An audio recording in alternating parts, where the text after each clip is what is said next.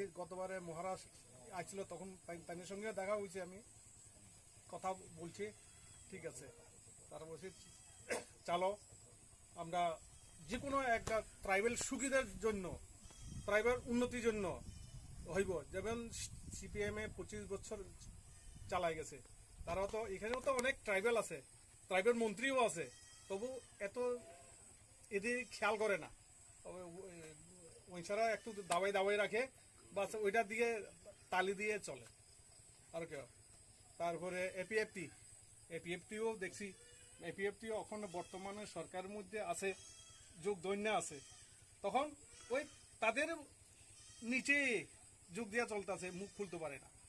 তাহলে আমাদের এটা এই সংগঠনগুলি শক্তভাবে যদি হয়ে যায়, তাহলে আমরা তো খুলতে পারবো, আইন আলাদা করে আমরা করতে পারবো, এটাই সুবিধা। তাহলে ওইরকম এলিগে আমি একটা পছন্দ হয়।